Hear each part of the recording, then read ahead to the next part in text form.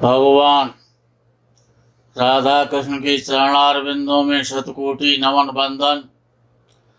मित्रों को, जिज्ञासुओं को, धर्म प्रेमियों को, ज्योतिष विज्ञान प्रेमियों को हर हर महादेव बम बम भोले नमः शिवाय। मित्रों, ये मानव देह शरीर का अर्थात इस मनुष्य शरीर का जो राजा है वो आत्मा है। बुद्धि इस शरीर का मंत्री है और मन इस शरीर का सेनापति है। एवमेव ये जो सभी ज्ञान है, कर्म आदि इंद्रियां शरीर की सेनाएं हैं। यदि राजा अर्थात आत्मा, क्योंकि शरीर का राजा आत्मा है, यदि राजा सुषुप्त यानी सोया हुआ है, यानी अज्ञान से भ्रमित है, तो मंत्री और सेनापति अपनी सेना द्वारा राजा को पराभव यानी हार प्रदान करते हैं, अपने अधीन कर लेते हैं।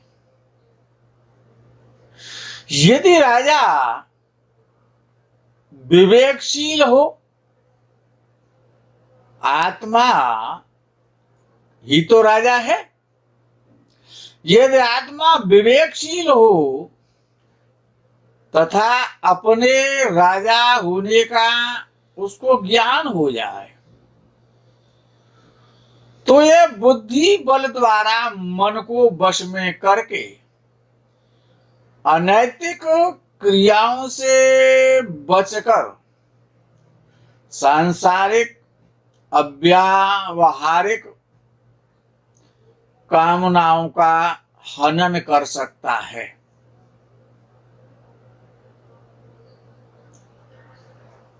निष्काम कर्मयोगी परम पुरुष का जो पद है उसको भी सहजता से प्राप्त कर सकता है। शरीर, मन, बुद्धि और आत्मा, कर्मयोग, भक्ति योग, ज्ञान योग और बुद्धि योग, आकाश से ये जो ग्रह हैं वो पंच तत्व हैं। पंच तत्व यानी आकाश, वायु, अग्नि, जल और पृथ्वी। ये जो पंचायतन, पंचभौतिक, पंच महाभूत जो हैं, जो पंच तत्व कहलाते हैं, यही ही ग्रह हैं। सूर्य से लेकर और केतु पर्यंत ये जो 9 ग्रह हैं वो पंच तत्वों का वर्गीकरण है। शब्द की उत्पत्ति आकाश से होती है, स्पर्श की उत्पत्ति वायु से होती है, अर्थात आकाश शब्द का कारक है, वायु स्पर्श का कारक है, अग्नि सुंदरता का, रूप का कारक है, जल समस्त प्रकार के रसों का कारक है और पृथ्वी सगंधा कर्मात् गुणाः। पृथ्वी समस्त प्रकार की जो भी दुर्गंध और सुगंध है, दुर्गंध और सुगंधी, वो उसका कारक और कारण पृथ्वी है। पृथ्वी जल, अग्नि, वायु और आकाश, मन, बुद्धि, अहंकार, इन अष्टधा तत्व विषय पर आधारित ही मूल प्रकृति ने प्रकृति की और प्रकृति ने संसार की रचना की है। जल पृथ्वी से सूक्ष्म है, अग्नि तत्व जल तत्व से सूक्ष्म है और अग्नि तत्व से वायु तत्व सूक्ष्म है। आकाश तत्व पंच भौतिक तत्वों में सबसे अधिक सूक्ष्म है। इन पंच भौतिक तत्वों से भी अधिक सूक्ष्म प्रकृति के तीन तत्व हैं, मन, बुद्धि और अहंकार। ये सर्वाधिक सूक्ष्म है। आत्मा के संयोग से इन तीनों का समुच्चय चित्त अर्थात अंतःकरण है। मन, बुद्धि और अहंकार, इन तीनों से मिलकर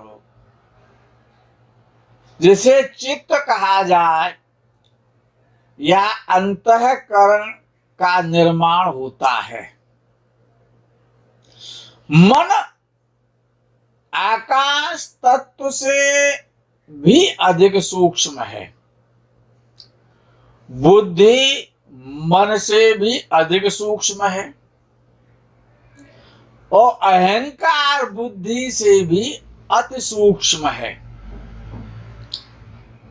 अंतःकरण के जो तीन अंग हैं जिनसे अंतःकरण का निर्माण होता है, मन, बुद्धि, अहंकार, ये जब आत्मा शरीर को छोड़ देता है तो ये निस्तेज हो जाते हैं, सारहीन हो जाते हैं। तो ऋषियों ने कहा कि मुखो पवित्रम यद कृष्ण नामम, हृदय पवित्रम यद ब्रह्म ज्ञानम, चरणौ पवित्रम यद तीर्थ गमनम, हस्तौ पवित्रम यद पुण्य दानम। मुख की पवित्रता मिष्ठान खाने से या लौंग इलायची खाने से या पान खाने से नहीं होती है। मुख की पवित्रता परमात्मा का स्मरण करने से, उनका नामोच्चारण करने से, मुखम पवित्रम यद कृष्ण नामम, मुख तभी धन्य होता है जब ईश्वर का नाम का गुणानुवाद करता है। हृदय पवित्रम यद ब्रह्म ज्ञानम, वो ये जो हृदय है, जब ब्रह्म ज्ञान की प्राप्ति होती है तो हृदय प्रदेश पावन होता है। चरणौ पवित्रम यद तीर्थ गमनम। अच्छे साबुन के द्वारा रगड़ रगड़ के पैरों को साफ करने से, धोने से चरण पवित्र नहीं होते हैं। पैर तभी पवित्र होते हैं जब वो किसी तीर्थ में जाते हैं, अर्थात तीर्थ गमन करने से, तीर्थ में जाने से और पैर पवित्र होते हैं। हस्तौ पवित्रम यद पुण्य दानम। ये जो हाथ हैं स्वर्ण की, रत्नों की, जवाहरात की अंगूठियां पहनने से ये पवित्र नहीं होते हैं। स्वर्ण धारण करने से हाथों की सुंदरता नहीं है। दानेन पाणेन न तो कंकणेन। हाथों की जो शोभा है वो पुण्य दान करने से होती है। अब आप सोच रहे होंगे ये क्या ज्योतिष है जो आपने अब तक सुना है? मित्रों, ये बड़ा गूढ़ रहस्य है। यही ज्योतिष है। आपका मन परेशान होता है, आप बुद्धि के द्वारा निर्णय करते हैं, आपको अहंकार होता है। ये सारी चीजें ही तो ग्रह हैं। ये सारे तत्व, पंचभौतिक जो तत्व हैं, ये प्रकृति के द्वारा संसार की संरचना ही तो पंच तत्व है। और ग्रह क्या है कि वो पंच तत्व है। और जिसने इन पंच तत्वों को समझ लिया उसके लिए तो ज्योतिष इस प्रकार से समझो जैसे कि उसने मीठा दूध पी लिया हो, गाय का, देसी गाय का। उसको कोई दिक्कत नहीं है, वो सब कुछ जानता है। अच्छा, और विषय सब कुछ जानता है फिर भी कामना करता है। किसकी करता है? धन की करता है, पुत्र की करता है, स्त्री की करता है। ये जो लोलुपता है। अच्छा, अब विषय आता है कि ज्योतिष शास्त्र में धन कब आता है? धन के जीवन में आने के योग सद्य, निरंतर, अविरल धन आता रहे, कभी सूखा ना पड़े, उसको कभी मोहताज ना होना पड़े, तो उसके लिए लग्नेश का, धनेश से संबंध होना परमावश्यक है। लग्नेश का लाभेश के साथ संयोग, युति, दृष्टि होना परमावश्यक है। लग्नेश का पंचमेश का लग्नेश से, और लग्नेश का धनेश से, और धनेश का लाभेश के साथ संबंध होना परमावश्यक है। क्योंकि ये संसार, सौरमंडल, ये जगत, ये जीवन संबंधों पर ही तो चलता है। जिस प्रकार से हमारे और आपके संबंधी जन होते हैं, कोई माँ है, कोई पिता है, कोई भाई है, कोई बहन है, कोई स्त्री है, कोई पुत्र है, कोई मित्र है, कोई शत्रु है, कोई व्यापारी है, कोई चोर है, कोई पुलिस वाला है, कोई आईएएस है, कोई आईएएस है, कोई नेता है। तो ये जितने भी संबंध हैं, ये संबंध इन ग्रहों का ही तो कारण है। जिस प्रकार से लग्नेश से यदि षष्ठेश का संबंध हो जाता है तो व्यक्ति आजीवन रोग, ऋण, शत्रु से, बीमारियों से, गुप्त शत्रुओं से, झगड़ों से, झंझटों से परेशान रहता है और पीड़ित रहता है। वो यदि लग्नेश का संबंध कर्मेश के साथ हो जाता है, या लग्नेश कर्म स्थान में बैठ जाता है, या कर्मेश लग्न भाव में बैठ जाता है, तो जीवन भर समाज के लिए करना, कुछ न कुछ करते रहना, समाज से पद प्राप्त करना, प्रतिष्ठा प्राप्त करना, अर्थात लग्नेश का संबंध जिस प्रकार से जिस भावेश के साथ होगा उसी प्रकार का। अच्छा, अब सारा जीवन तो रोग और ऋण और शत्रु और कर्जे से परेशान नहीं रहेगा। अब देखना ये भी पड़ता है कि नित्य निरंतर धन आता रहे, धन की चिंता ना हो। तो वहां पर भाग्येश, लाभेश, लग्नेश और धनेश और पंचमेश, यही तो धन के भाव हैं। ये इन्हीं भावेशों के द्वारा, इन्हीं भावों के द्वारा, इन भावों में बैठे हुए ग्रहों के द्वारा ही तो लक्ष्मी की कृपा दृष्टि होती है। कर्मेश की दशा चल रही है तो आप कर्म ही तो कर सकते हैं। यदि आप कहें कि दशमेश की दशा चल रही है, अंतरदशा दशमेश की है, प्रत्यंतरता दशमेश की है और लग्नेश की महादशा है, और आप कहेंगे हमारे पास धन नहीं आ रहा है, तो ऐसे कैसे हो सकता है? पहले तो कर्म करना पड़ेगा ना, कर्म के बाद ही तो फल की प्राप्ति होगी।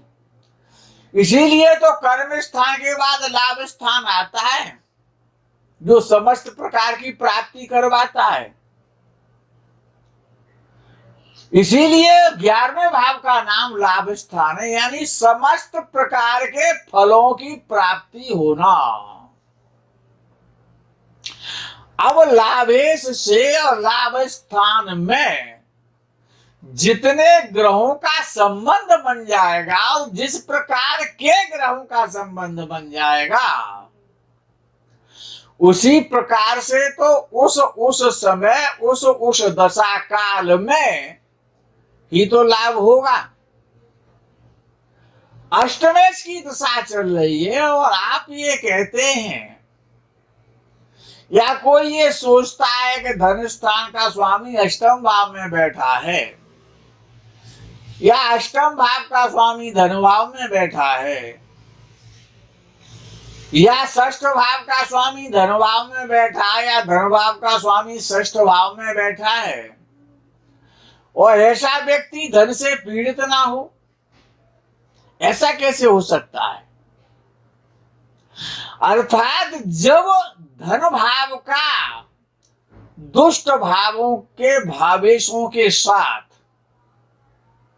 जब संबंध बन जाएगा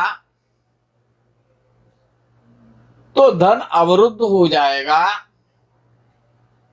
धन में बाधाएं आ जाएंगी, धन अल्प मात्रा में मिलेगा, परिवार से कष्ट मिलेगा।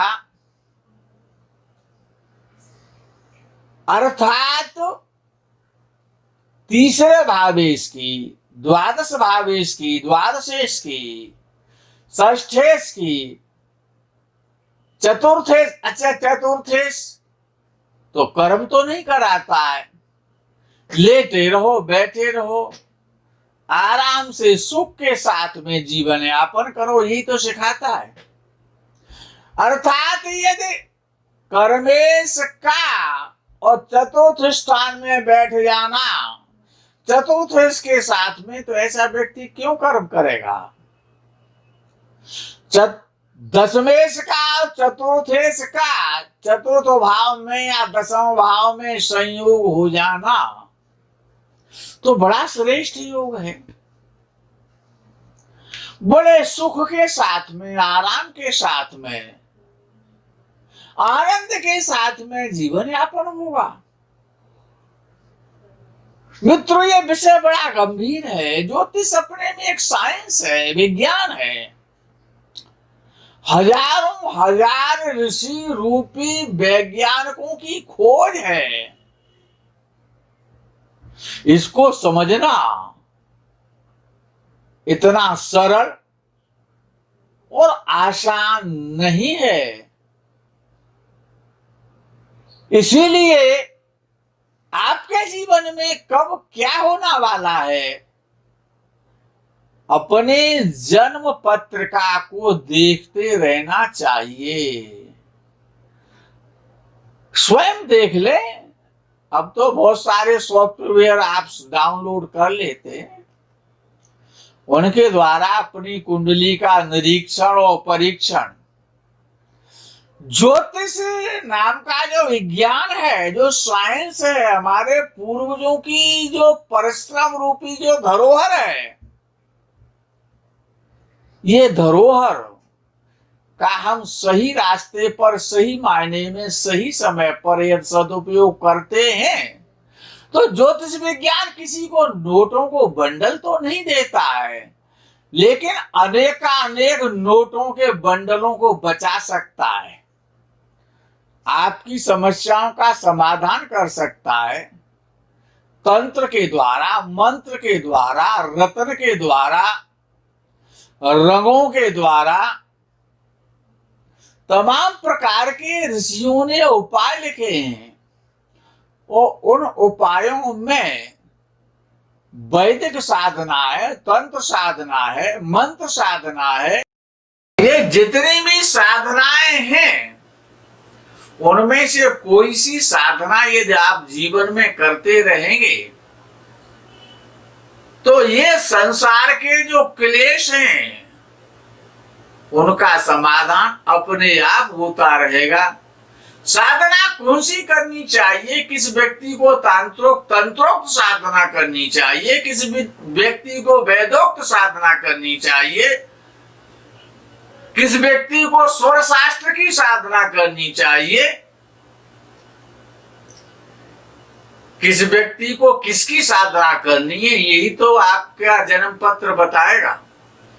तो उस साधना को करते रहेंगे तो चाहे अनचाहे, जाने अनजाने, अनेकानेक समस्याओं का समाधान स्वतः ही होता रहेगा। आप प्रसन्न रहेंगे, आप प्रसन्न रहें, यही कामना है और यही भावना है। हर हर महादेव, बम बम भोले नमः शिवाय। जय गौ माता की।